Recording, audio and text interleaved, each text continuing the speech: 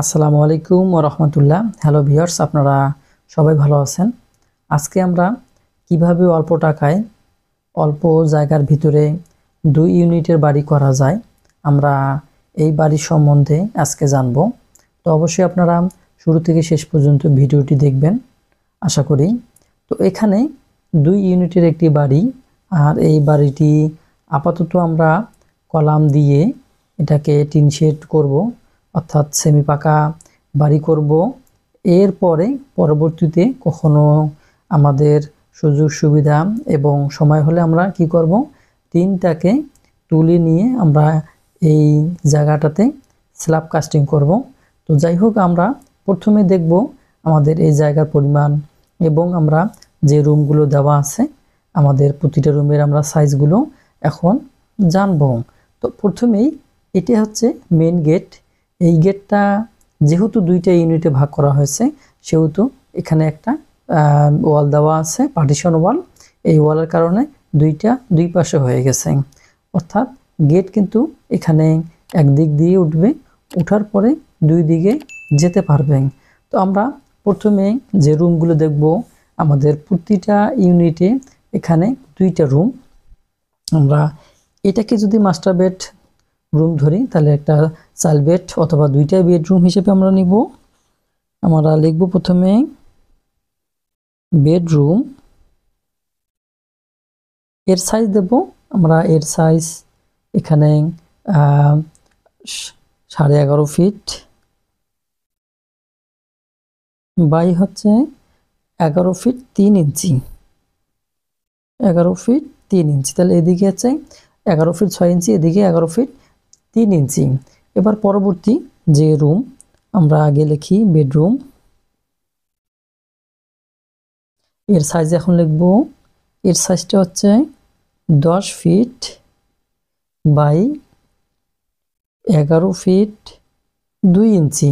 আমরা কিন্তু এই রুমের সাইজ পেয়ে গেছি, এবং আমরা এখন এখানে কমন টয়লেট আছে, যেহেতু 2 রুম এই কারণে এখানে কমন টয়লেট। এই টয়লেটের সাইজ হচ্ছে 4 ফিট বাই 7 ফিট। এরপরে আমরা দেখব এখানে আমাদের কিচেন রুম রয়েছে। এই কিচেন রুমের সাইজ,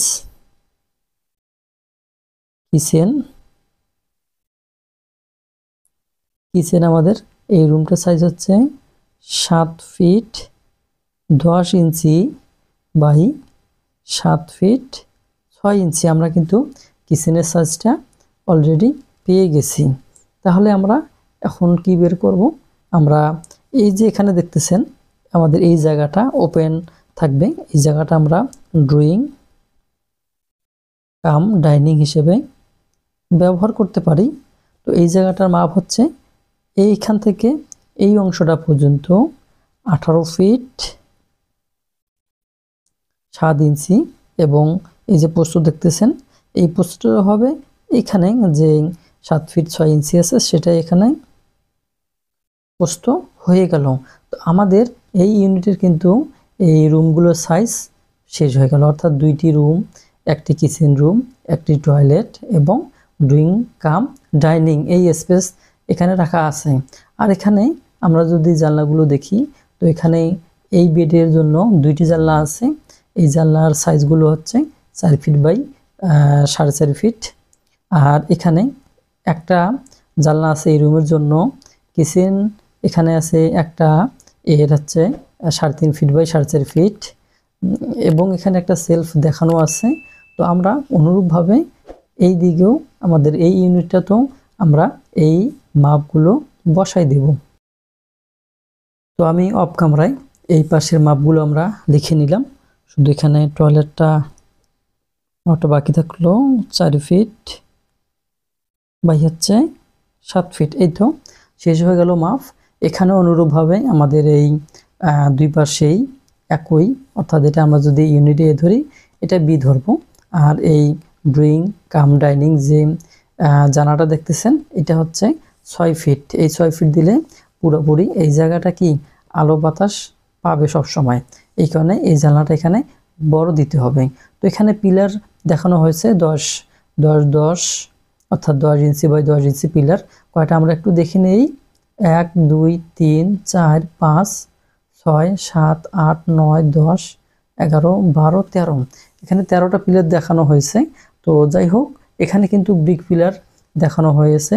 তো আপনারা যদি চান এটা আরসিসি পিলার দিতে পারেন, যাতে করে এর উপরে স্ল্যাব কাস্টিং করা যায়। এই কারণে আপনারা পিলার দিতে পারেন আরসিসির।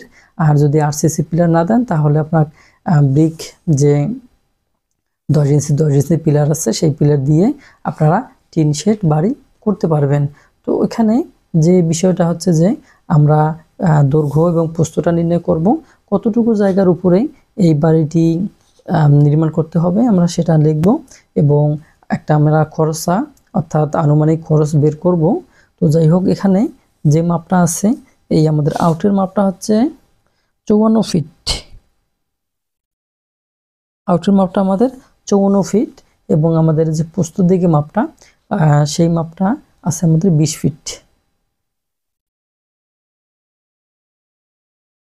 এই যে আউটের মাপটা আছে 20 ফিট, অর্থাৎ এই 54 ফিট বাই হচ্ছে 20 ফিট জায়গায় আমাদের এই ভবনটি নির্মাণ। তাহলে আমরা এখানে যদি লিখি এরিয়া 54 ফিট বাই 20 ফিট, তাহলে আমাদের আসবে 1080 স্কোয়ার ফিট। এই 1080 স্কোয়ার ফিট আমরা যদি এটাকে শতকে নিয়ে আসি তাহলে 2.48 ডেসিমেল বা শতক, এবং এটাকে যদি আমরা কাঠায় নিয়ে আসি তাহলে হচ্ছে 1.5 কাঠা আমাদের এই জায়গাটা, অর্থাৎ 1.5 কাঠার উপরে এই বিল্ডিং বাড়িটি বা সেমি পাকা বাড়িটি বা টিন শেড বাড়িটি অবস্থিত।